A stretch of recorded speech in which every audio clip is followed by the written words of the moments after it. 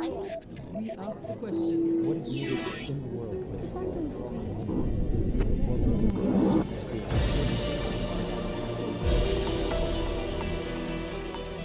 When Israel's Prime Minister visited Washington last week on the eve of the Purim holiday, he gave President Obama what he considered a symbolic gift, a copy of the Old Testament book of Esther. Netanyahu called it background reading on Iran, since its story concerns relations between Jews in the Persian Empire some 2,500 years ago. It's considered by scholars to be mostly fiction, but for Netanyahu, Esther represented justification for his stance against modern Iran. Israel must reserve the right to defend itself. And after all, that's the very purpose of the Jewish state, to restore to the Jewish people control over our destiny. But Netanyahu's controversial reading of history, even his fight to preserve the state of Israel, are questioned by many of Judaism's own religious authorities. This is against the will of the Almighty, and this is not what it means to be a Jew.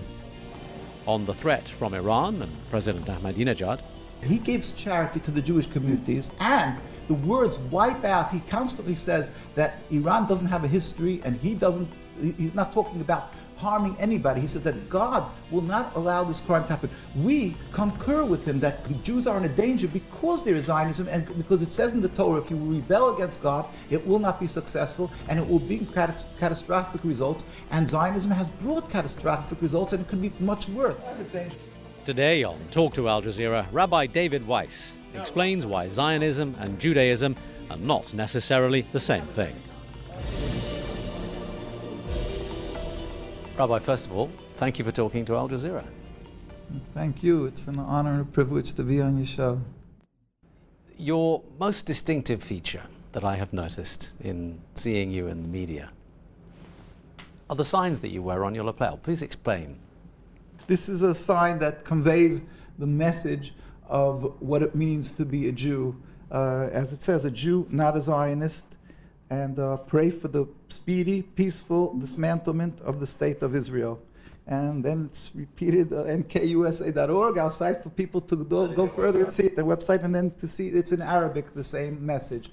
And basically it means that people, unfortunately, around the world see somebody as I am dressed, and they think that automatically I am dressed very religiously. I'm definitely a strong supporter of the state of Israel and of the occupation of the people of Palestine. And in truth, there could be nothing further from the truth. In truth, what you want is the speedy, peaceful dismantlement of the state of Israel. Because it's contradictory. Judaism is subservience to the Almighty, practiced for thousands of years, a covenant with God to be subservient to Him. And Zionism is a new movement, a relatively new movement, a transformation from the religion into a base, materialistic, nationalistic movement to have a piece of land which is forbidden for the Jewish people. Okay, we'll have to unpick this piece by piece, I think, because for most people, the idea of the state of Israel is fixed within a very rigid framework, and what they understand about the existence of Israel is by and large very uniform, at least according to what you read in newspapers. So let me try and get your position clear on this. What you're saying is that the existence of Israel is somehow against your religion. The Jewish religion forbids, since the destruction of the temple 2,000 years ago, we were given an edict, a decree by God, it's a prophecy of King Solomon, that we are not to attempt to recreate our sovereignty. Even 1 inch of Jewish sovereignty, even in an uninhabited land, is expressly forbidden. And Jews wait for the day when God will make a miracle, where all humanity will serve Him in harmony. We won't have to convince an atheist that there is a God. Everybody will recognize God, and then we will all go up and serve Him. Prior to that event, we are expressly forbidden to try to attempt to make any Jewish nationalism sovereignty, and this was respected and upheld by Jews throughout the trials and tribulations of the Inquisition, the Crusades, and every time period of Judaism when they were easily capable of buying land. They never did it because they understood this is against the will of the Almighty, and this is not what it means to be a Jew. Once again, this is not an opinion that you hear expressed very often. Are you in a minority? Is this simply your reading of the Torah? No, this is the view of Judaism and Jews who are practicing the religion who are around the world, you will find invariably any religious community that is very religious. We carry around, first we have called the rabbis speak out. This is the leaders of Judaism from Sephardic, Ashkenazic, in other words, European, Middle Eastern, any country. The rabbis, when Zionism came, the concept of Zionism was developed, the Jewish rabbinical authorities universally said, no, this is forbidden for us to do.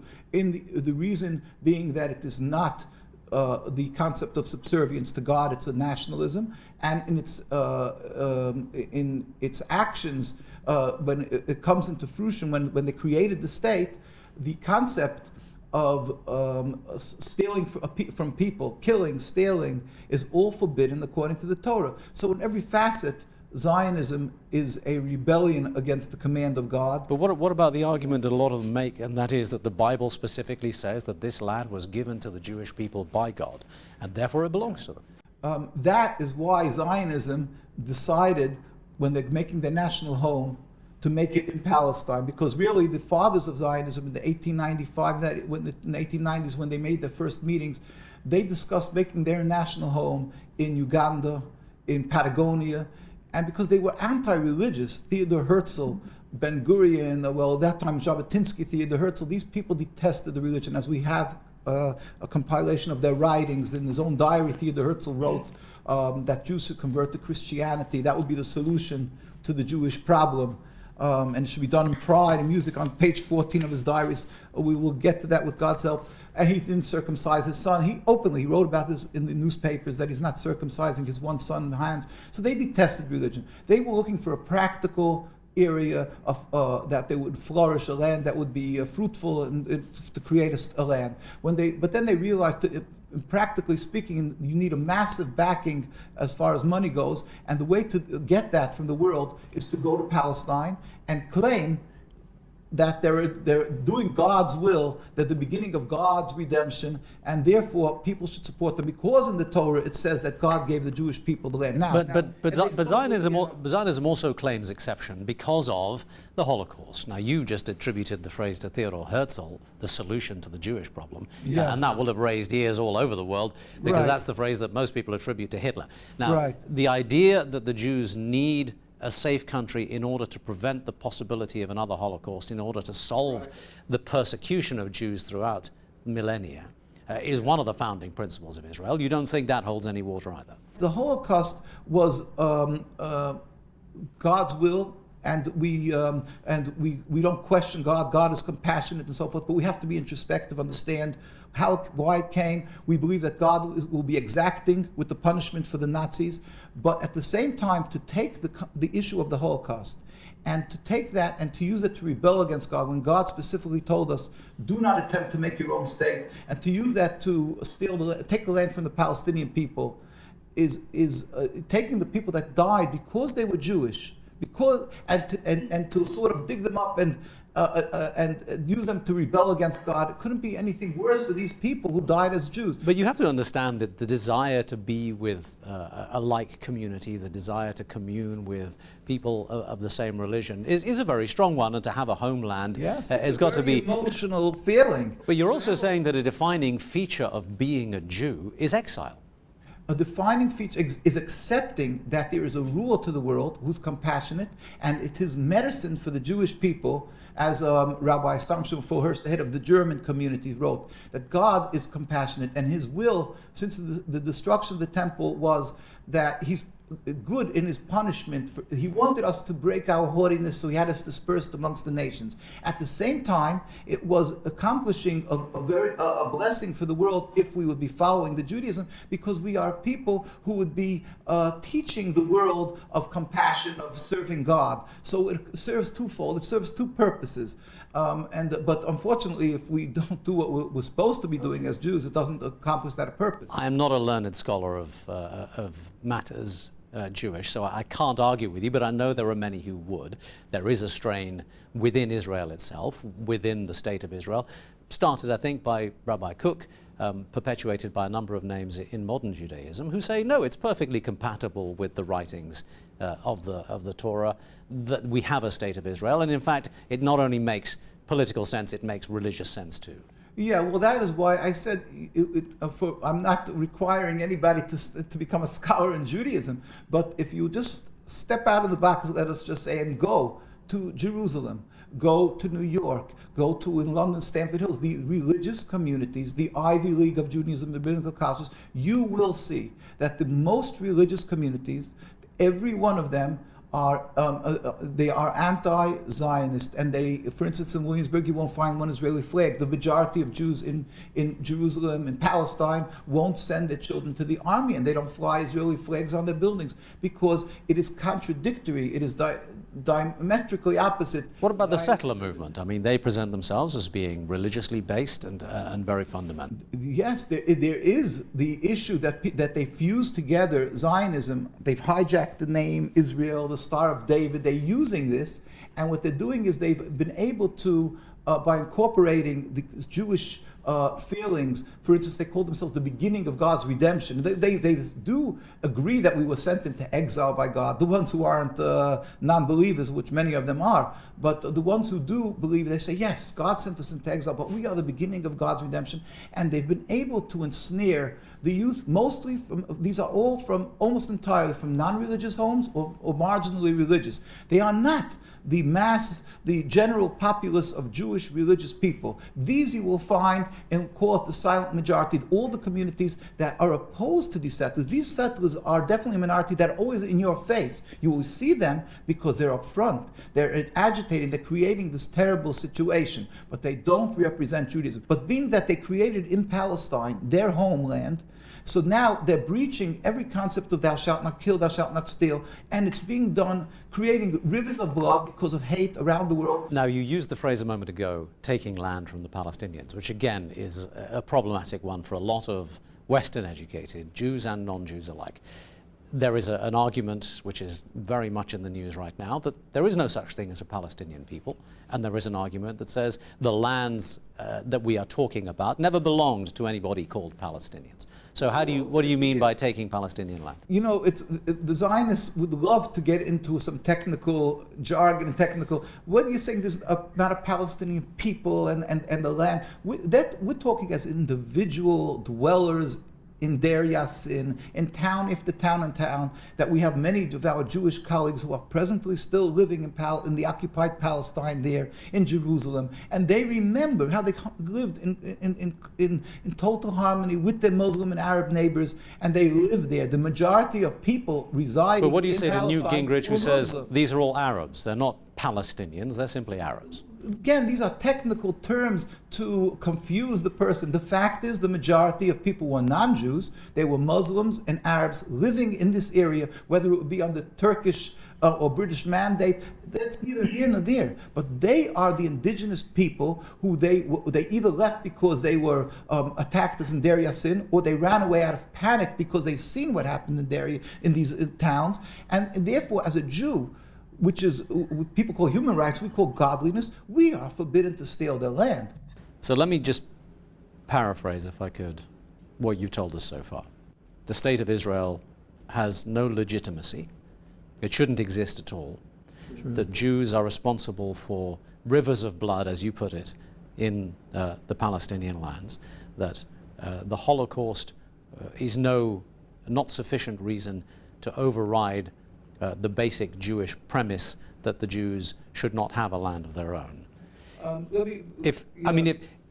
may not have quoted you entirely accurately, but even if someone like me were to even hint at thinking like that, I would be branded anti-Semitic. I would be vilified in the mainstream media. Yes, so the question is, are you anti-Semitic? That is the beautiful ploy of Zionism, that they can intimidate anybody who stands in opposition to their blatant, inhumane treatment of the Palestinians. And mind you, we will show you with God's help that they're brutally beating the Jewish inhabitants, who nobody can accuse us of being armed or militant.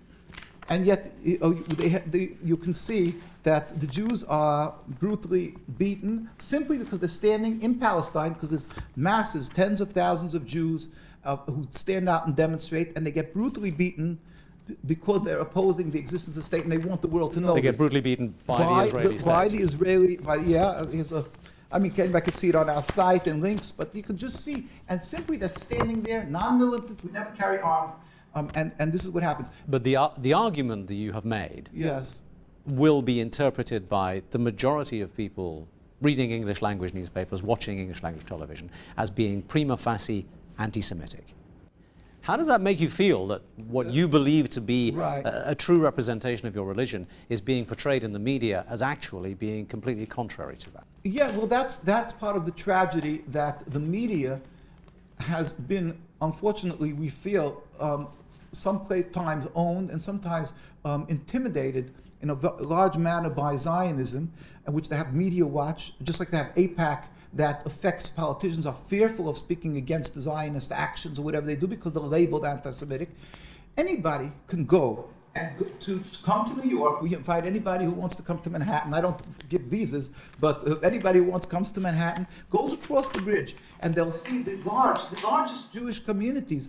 And here, this is in Washington, D.C., when President Obama, when Netanyahu came to visit President Obama, you'll see tens of thousands of Jews go out, demonstrate against the existence of the state of Israel and their actions, what they're doing.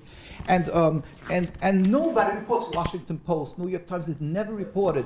It's unbelievable. And when the Zionists make a little demonstration of 50 people, they're there. This is never seen. Okay. So, sorry to keep interrupting. We're sort of running out of time a little bit. I want that you're saying that we're anti-Semitic. All the charitable organizations, all the Jewish growth and that flourishes is from these communities, and we. So not only we're not anti-Semitic, we are concerned about all the Jews. Are you for them. Are you a self-hating Jew then? Because we are concerned for the life and spiritual and physical of the Jewish people. We're saying they're causing bloodshed. Remove this impediment to peace, and we can live together, Muslims and Jews and Christians together in peace. We pray for the speedy and peaceful dismantlement of the state. One of the other observations that I would make, everything that you have said, in many ways, reflects, quite funnily enough, the views of President Ahmadinejad of Iran, whom you have just visited. Yeah. And he, of course, is vilified as being the most anti-Semitic man in the world right now, with the sole aim of wiping out Jews and the state of Israel. Now, you've spoken to him very recently. Is that a fair characterization? I'm not his lawyer. I'm not going to go into his heart, but the fact is, even Zionist papers admitted to the fact that he gives charity to the Jewish communities, and he says one thing: he has a problem with the oppression of the Palestinian people and the words "wipe out." He constantly says that Iran doesn't have a history, and he's not talking about harming anybody. He says that God will not allow this crime to happen. We concur with him that God.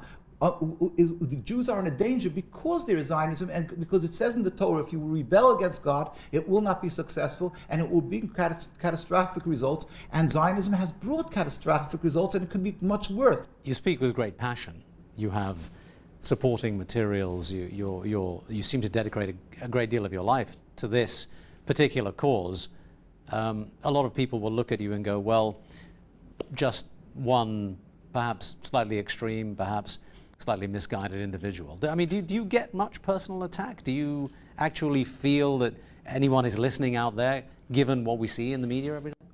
Well, again, that is the point. We say Zionism, that they vilify, they ridicule. Other people they call anti-Semitic, us they call self-hating Jews and so forth. They ridicule us as being just some a nominal number. But we invite anybody to come and study for themselves the makeup of Jewish communities worldwide, and they will find that the Jewish communities that are practicing the religion properly around the world, without an exception, from Australia, which is in Melbourne, the most, to Argentina, and I was in all these communities, thank God. No, I wasn't in Australia, I'm sorry, in Argentina. We just share this same view. You clearly are very passionate about your beliefs, but you are also clearly fighting some fairly formidable forces in terms of the Zionist movement itself, the State of Israel, international Western opinion and all. Do you have much faith that your voice will be heard?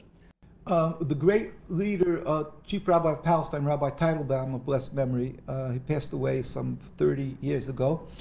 People asked him, it's daunting, how do you stand against Zionism? So he said, I'm not in the minority, I'm with God. There's a God who rules the world, who's the most powerful, and therefore we stand strong. And anyway, at the end of the day, God will accomplish. God will do, and we believe we pray it will end. The state will end because it's a rebellion against God. We just pray it should happen speedily and peacefully. Don't be labeled anti-Semitic. If you stand up and urge the world that they should stand up for the people who are suffering in Palestine, in Gaza, and don't be intimidated, but clearly distinguish. Don't call it the Jewish state, and we could go on and live and serve God together in peace. Rabbi, thank you for talking to Al Jazeera. Thank you. It's an honor and a privilege. Thank you.